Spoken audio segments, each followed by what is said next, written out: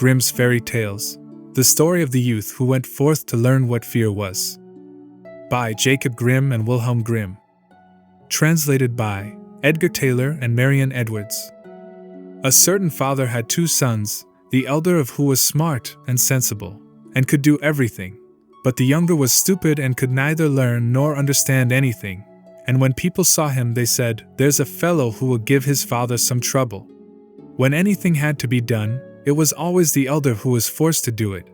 But if his father bade him fetch anything when it was late, or in the night time, and the way led through the churchyard, or any other dismal place, he answered, "Oh, no, father, I'll not go there, it makes me shudder," for he was afraid. Or when stories were told by the fire at night which made the flesh creep, the listeners sometimes said, "Oh, it makes us shudder." The younger sat in a corner and listened with the rest of them, and could not imagine what they could mean. They are always saying, "It makes me shudder, it makes me shudder." "It does not make me shudder," thought he. "That, too, must be an art of which I understand nothing." Now it came to pass that his father said to him one day, "Hearken to me, you fellow in the corner there, you are growing tall and strong, and you too must learn something by which you can earn your bread. Look how your brother works, but you do not even earn your salt." "Well, father," he replied, "I am quite willing to learn something. Indeed, if it could but be managed, I should like to learn how to shudder. I don't understand that at all yet." The elder brother smiled when he heard that, and thought to himself, "Goodness, what a blockhead that brother of mine is. He will never be good for anything as long as he lives. He who wants to be a sickle must bend himself betimes." The father sighed, and answered him, "You shall soon learn what it is to shudder, but you will not earn your bread by that." Soon after this the sexton came to the house on a visit, and the father bewailed his trouble, and told him how his younger son was so backward in every respect that he knew nothing and learned nothing. "Just think," said he, "when I asked him how he was going to earn his bread, he actually wanted to learn to shudder." "If that be all," replied the sexton, "he can learn that with me. Send him to me, and I will soon polish him." The father was glad to do it, for he thought, "It will train the boy a little." The sexton therefore took him into his house, and he had to ring the church bell.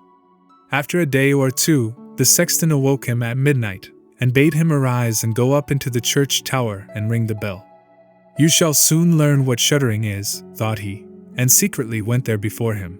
And when the boy was at the top of the tower and turned round, and was just going to take hold of the bell rope, he saw a white figure standing on the stairs opposite the sounding hole. "Who is there?" cried he, but the figure made no reply, and did not move or stir. "Give an answer," cried the boy, "or take yourself off, you have no business here at night." The sexton, however, remained standing motionless that the boy might think he was a ghost. The boy cried a second time, "What do you want here? Speak if you are an honest fellow, or I will throw you down the steps." The sexton thought, "He can't mean to be as bad as his words," uttered no sound and stood as if he were made of stone. Then the boy called to him for the 3rd time, and as that was also to no purpose, he ran against him and pushed the ghost down the stairs, so that it fell down the 10 steps and remained lying there in a corner. Thereupon he rang the bell, went home, and without saying a word went to bed, and fell asleep. The sexton's wife waited a long time for her husband, but he did not come back. At length she became uneasy, and wakened the boy, and asked, "Do you know where my husband is? He climbed up the tower before you did." "No, I don't know," replied the boy, "but someone was standing by the sounding hole on the other side of the steps, and as he would neither give an answer nor go away, I took him for a scoundrel, and threw him downstairs. Just go there, and you will see if it was he. I should be sorry if it were." The woman ran away and found her husband, who was lying moaning in the corner, and had broken his leg. She carried him down, and then with loud screams she hastened to the boy's father. "Your boy," cried she, "has been the cause of a great misfortune. He has thrown my husband down the steps so that he broke his leg. Take the good-for-nothing fellow out of our house." The father was terrified, and ran thither and scolded the boy. "What wicked tricks are these?" said he. "The devil must have put them into your head." "Father," he replied, "do listen to me. I am quite innocent. He was standing there by night like one intent on doing evil. I did not know who it was, and I entreated him 3 times either to speak or to go away. "Ah," said the father, "I have nothing but unhappiness with you. Go out of my sight. I will see you no more." "Yes, father, right willingly, wait only until it is day. Then will I go forth and learn how to shudder, and then I shall, at any rate, understand one art which will support me." "Learn what you will," spoke the father, "it is all the same to me. Here are 50 thalers for you. Take these and go into the wide world, and tell no one from whence you come, and who is your father, for I have reason to be ashamed of you." "Yes, father, it shall be as you will. If you desire nothing more than that, I can easily keep it in mind." When the day dawned, therefore, the boy put his 50 thalers into his pocket, and went forth on the great highway, and continually said to himself, "If I could but shudder! If I could but shudder!" Then a man approached who heard this conversation which the youth was holding with himself, and when they had walked a little farther to where they could see the gallows, the man said to him, "Look, there is the tree where 7 men have married the ropemaker's daughter, and are now learning how to fly. Sit down beneath it, and wait till night comes, and you will soon learn how to shudder." "If that is all that is wanted," answered the youth, "it is easily done. But if I learn how to shudder as fast as that, you shall have my 50 thalers. Just come back to me early in the morning."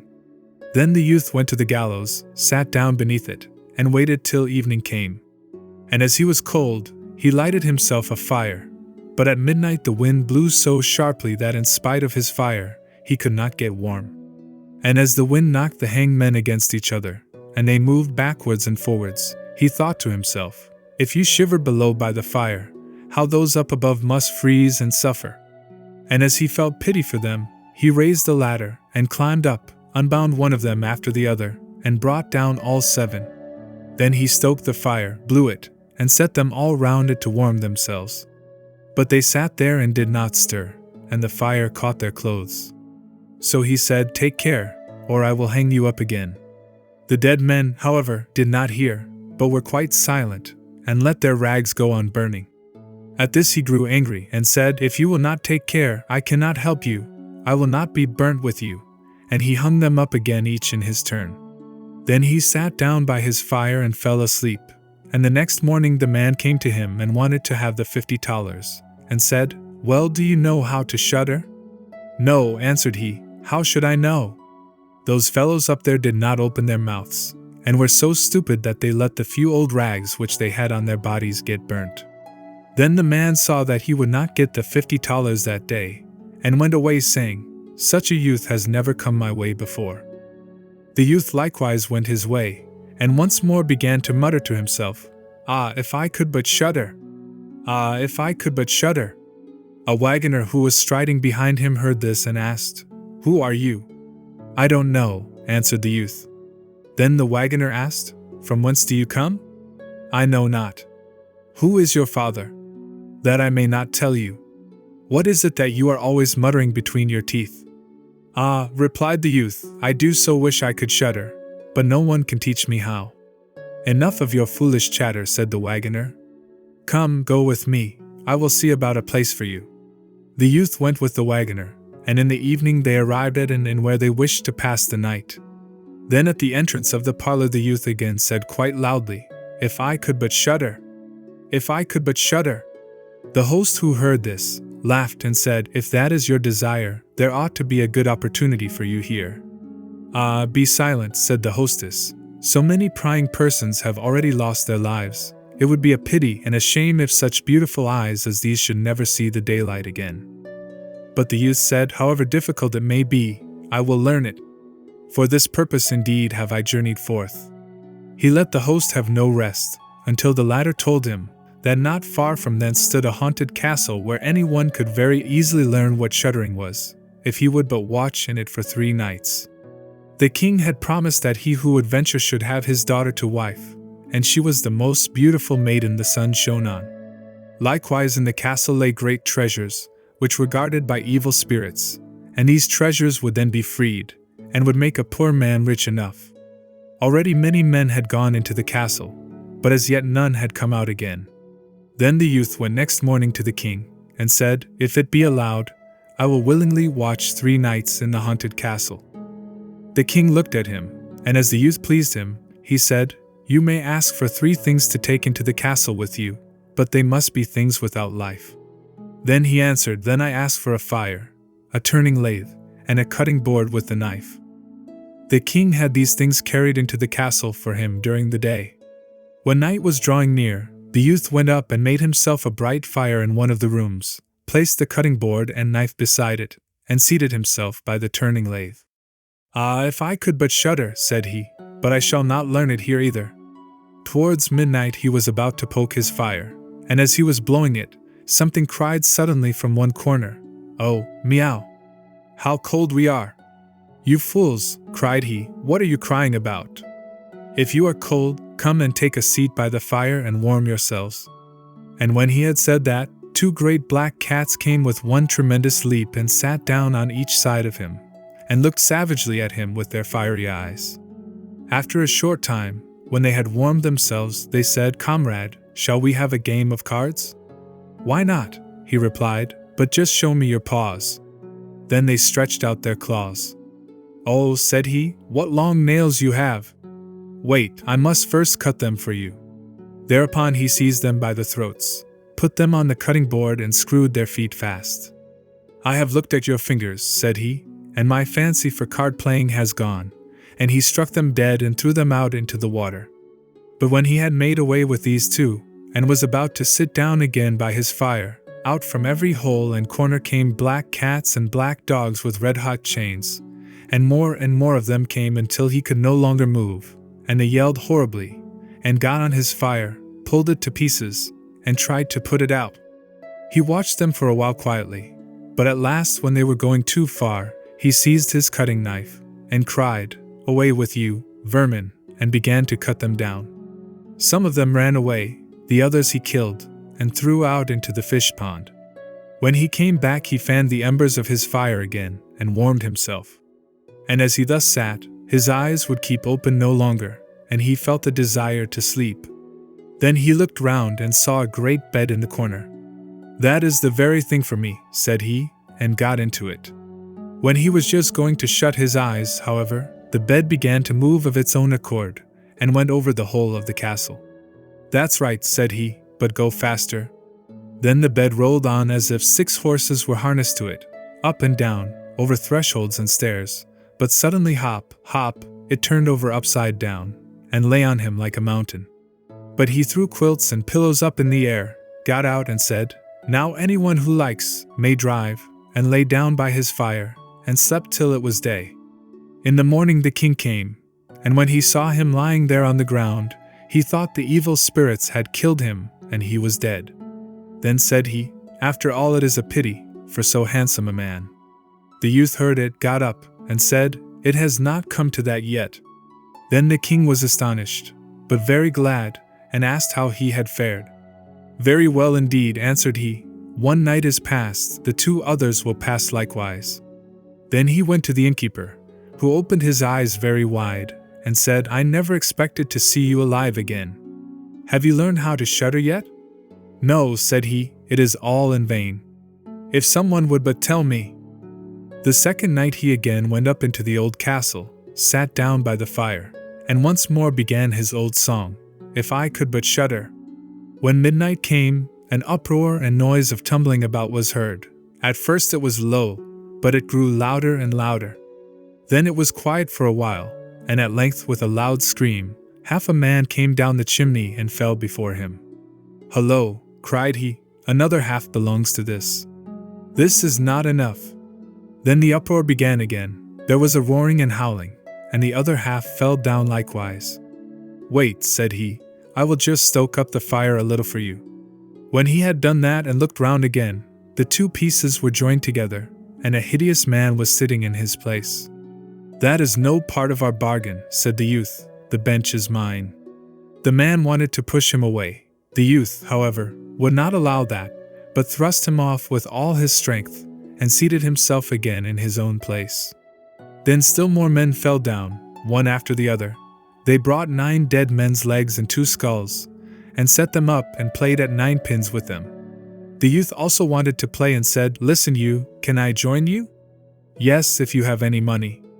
"Money enough," replied he, "but your balls are not quite round." Then he took the skulls and put them in the lathe and turned them till they were round. "There, now they will roll better," said he. "Hurrah! Now we'll have fun." He played with them and lost some of his money, but when it struck 12, everything vanished from his sight. He lay down and quietly fell asleep. Next morning the king came to inquire after him. "How has it fared with you this time?" asked he. "I have been playing at ninepins," he answered, "and have lost a couple of farthings." "Have you not shuddered then?" "What?" said he, "I have had a wonderful time. If I did but know what it was to shudder!" The third night he sat down again on his bench and said quite sadly, "If I could but shudder." When it grew late, 6 tall men came in and brought a coffin. Then he said, "Ha, ha, that is certainly my little cousin, who died only a few days ago," and he beckoned with his finger, and cried, "Come, little cousin, come." They placed the coffin on the ground, but he went to it and took the lid off, and a dead man lay therein. He felt his face, but it was cold as ice. "Wait," said he, "I will warm you a little," and went to the fire and warmed his hand and laid it on the dead man's face, but he remained cold.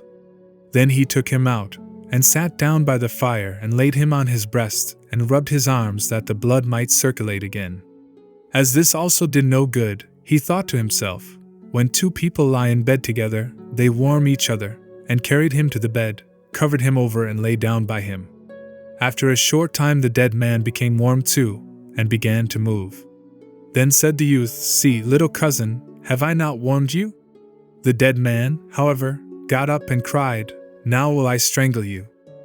"What," said he, "is that the way you thank me? You shall at once go into your coffin again." And he took him up, threw him into it, and shut the lid. Then came the 6 men, and carried him away again. "I cannot manage to shudder," said he. "I shall never learn it here as long as I live." Then a man entered who was taller than all others, and looked terrible. He was old, however, and had a long white beard. "You wretch," cried he, "you shall soon learn what it is to shudder, for you shall die." "Not so fast," replied the youth. "If I am to die, I shall have to have a say in it." "I will soon seize you," said the fiend. "Softly, softly, do not talk so big. I am as strong as you are, and perhaps even stronger." "We shall see," said the old man. "If you are stronger, I will let you go. Come, we will try." Then he led him by dark passages to a smith's forge, took an axe, and with one blow struck an anvil into the ground. "I can do better than that," said the youth, and went to the other anvil. The old man placed himself near and wanted to look on, and his white beard hung down. Then the youth seized the axe, split the anvil with one blow, and in it caught the old man's beard. "Now I have you," said the youth. "Now it is your turn to die." Then he seized an iron bar and beat the old man till he moaned and entreated him to stop, when he would give him great riches. The youth drew out the axe and let him go.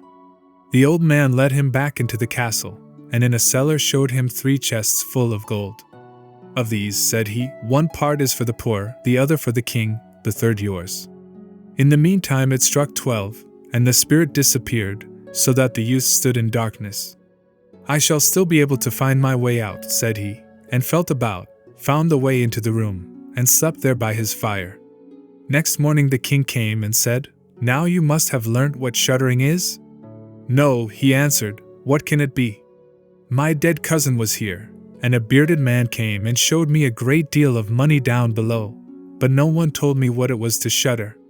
"Then," said the king, "you have saved the castle, and shall marry my daughter." "That is all very well," said he, "but still I do not know what it is to shudder." Then the gold was brought up and the wedding celebrated. But howsoever much the young king loved his wife, and however happy he was, he still said always, "If I could but shudder, if I could but shudder." And this at last angered her. Her waiting maid said, "I will find a cure for him. He shall soon learn what it is to shudder." She went out to the stream which flowed through the garden, and had a whole bucket full of gudgeons brought to her.